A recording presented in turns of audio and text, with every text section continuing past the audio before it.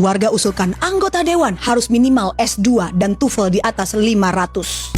Sangat setuju, karena yang mewakili rakyat harus lebih pintar dari rakyat.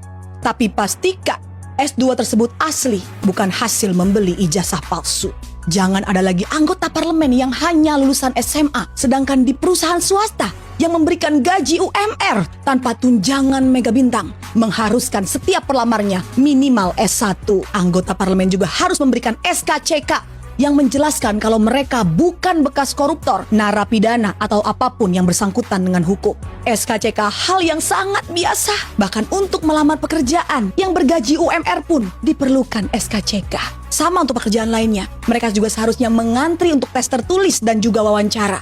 Tidak perlu coblos-coblos karena menghabiskan uang negara. Seharusnya dibuat kontes besar yang disiarkan seluruh stasiun TV Indonesia seperti ajang Indonesian Idol atau Indonesia's Got Talent. Mereka yang terpilih dari tahap seleksi akan maju ke babak berikutnya, ditonton oleh seluruh rakyat Indonesia, memaparkan visi dan misi mereka, dan rakyat akan memilih melalui voting SMS. Lebih efektif dan efisien dibandingkan harus mengeluarkan dana kampanye.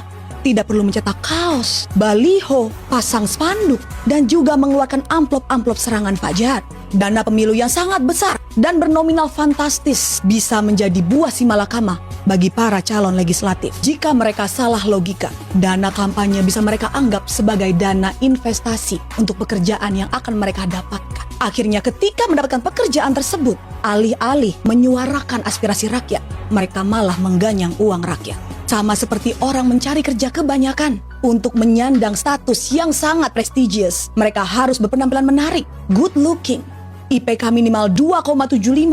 Mereka harus bisa Microsoft Office dan Canva untuk membuat presentasi. Mereka juga harus pandai berpublic speaking agar di depan pers tidak mengatakan rakyat tolol sedunia. Jika mereka bisa semua, benar-benar menguasai ilmunya, mereka tidak butuh lagi staf khusus di bawah mereka yang menghabiskan uang negara. Kalau perlu, mereka harus dibekali ilmu bela diri supaya tidak perlu lagi ada tunjangan pengawalan.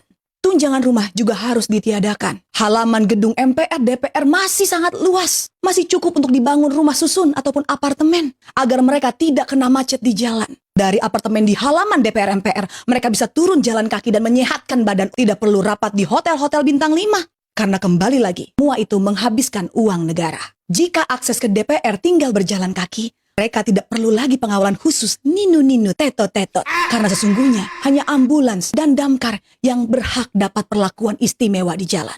Dan yang terakhir, tes yang paling penting harus dites bagaimana konsentrasinya selama rapat. Jangan sampai ada yang bermain judol ataupun tidur saat rapat berlangsung.